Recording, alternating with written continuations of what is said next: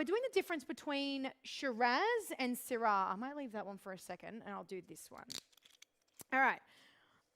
I'm excited. So everyone knows Shiraz, and I always get the question of, what's the difference between Syrah and Shiraz? What's the difference between Syrah and Shiraz? Just like the Pinot Gris, Pinot Grigio situation, they're exactly the same grape. The difference is climate, the difference is winemaking technique, whether, the way that the weather has affected a vineyard during that year. A winemaker might choose to make a Syrah compared to a Shiraz, or as we know a Shiraz. It's the same word. It's just French Syrah, Australian, English Shiraz. But I think it started to become identified in terms of old world and new world. So if you want to make the old world style, which to me is more of that gamey, earthier, herbaceous style, you do that. And it normally comes from cooler climate regions as well. So the one we're trying today is from the Luberon. It's from Maranon. It's my other favorite brand that we import. This Syrah is kick-ass. Like, it's really, really good. It's from Altitude Vineyards, and ironically, after talking about Torontes at 1,300 metres above sea level, this is only 300 metres above sea level, but for the French, that is a lot. The other thing about Shiraz Syrah is it's all about the slopes that it comes from, so you really want a good slope. I'm showing you, on the flip side, a Barossa Vale Shiraz. The Barossa Valley is all about the valley. It's flat, it's hot, the heat just beats down on these grapes. So you really can see the distinct difference between a Syrah and a Shiraz through this. But the difference between the one I'm showing you and what you might see in a normal bottle shop is that this is a 2013 vintage Barossa Vale Shiraz, and it's only 13.5% alcohol. So it's a much more subtle style, which is actually the reason why I brought our third bottle of Shiraz today, and this is from the Mclaren Vale. This is Paperboy's headliner, and I have such a great story to share about that. But why don't we firstly have a look at these two, and then I'll talk about the Mclaren Vale one. So, Maranon. Very typically, so as I'd expect, super gamey. What vintage is this? I need to learn my vintages. 2017, I love it. Because originally, straight away on the nose, I'm getting blueberries and plums, black plums. But I'm starting to already get that earthy, herbaceous character coming through, this gaminess, this olives coming through as well, which is interesting. I hope that's not the Sauv Blanc still working. But it's just gamey. It just smells like you need a meal with it, But compare that to this one, and it's all fruit, no, actually. So you're getting licorice and chocolate, all these flavors now coming through, but definitely purple fruit and lots of red fruit coming through on those. But let's have a look. So,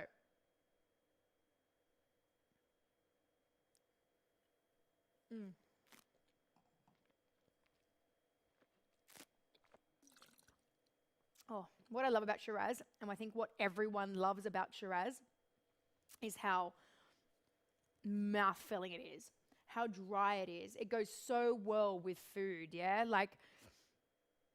This is beautiful. You're getting violets, you're getting, it's super floral, it's super concentrated, it's got really nice tannin, lovely soft acid. This is why everyone drinks Syrahs with a barbecue. This is your breakfast barbecue wine if you're so inclined. But definitely more gamey. And I love it. This is a real kick-ass Syrah. Yeah, it's really lovely. Sorry,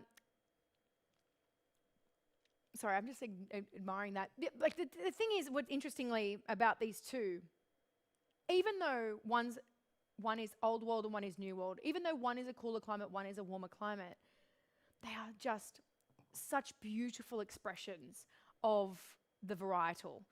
And I just want to eat something with them. I just love how this one's all blueberries and black fruit. This one's all red fruit. Let's have a look at the Andrew Seppelt. Oh, I didn't even tell you about Andrew Seppelt. So, Andrew Seppelt, this is his 2013 Barossa Vale Shiraz. Andrew Seppelt's obviously a descendant of the Seppeltsfield, so they are royalty within the Barossa Valley.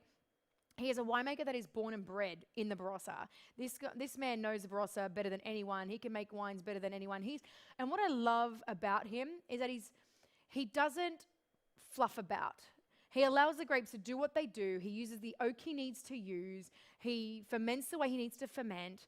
He's a true winemaker. He's a true Aussie winemaker.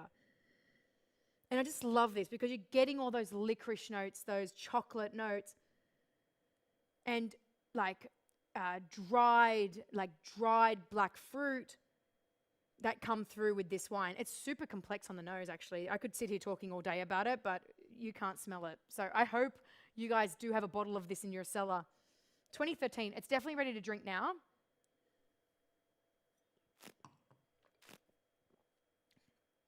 And yet just wonderfully balanced. The acidity is still there.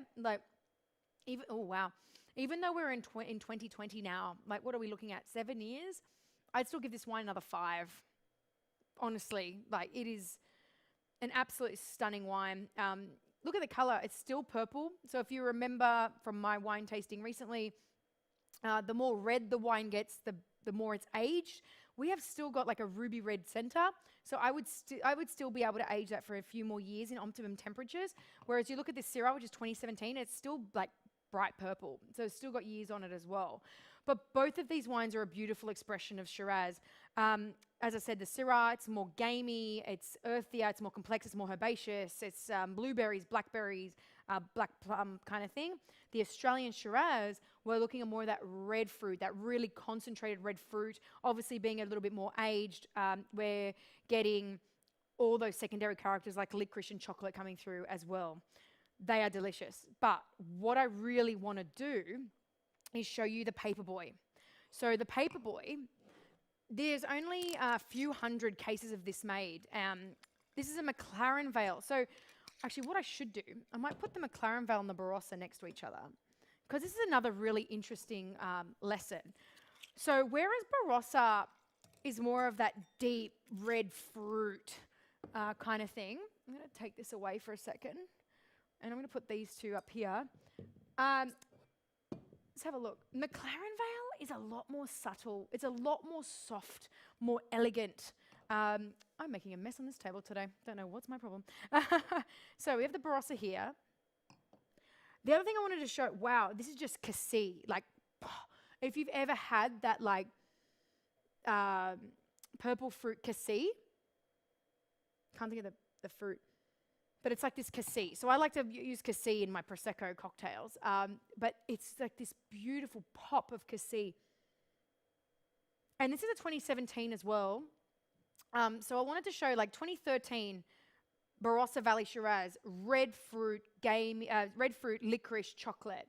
This 2017, and it's just a lot more soft, and it's a lot more elegant. Not that Barossa Valley is not elegant. I just think Mclaren Vale is very underrated for wines, but it's jammy, purple jam, jam and cassis, but also subtle oak, vanilla.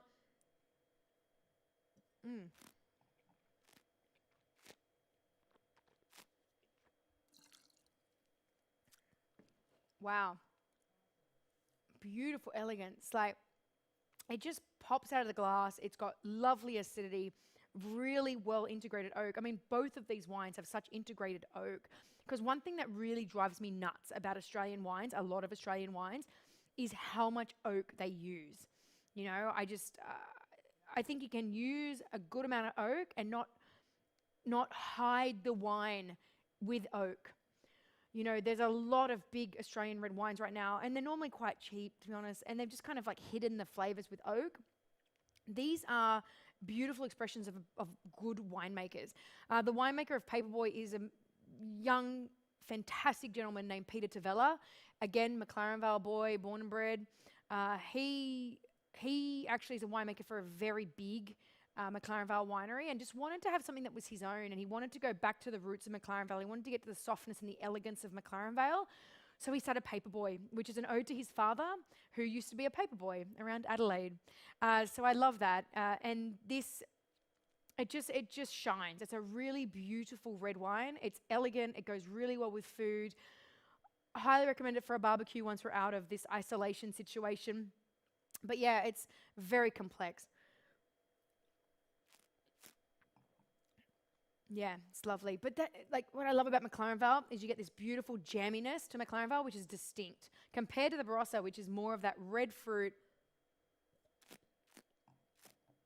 toasty oak, that kind of thing. So yeah, so that's your Syrah versus Shiraz versus Barossa versus Mclaren Vale.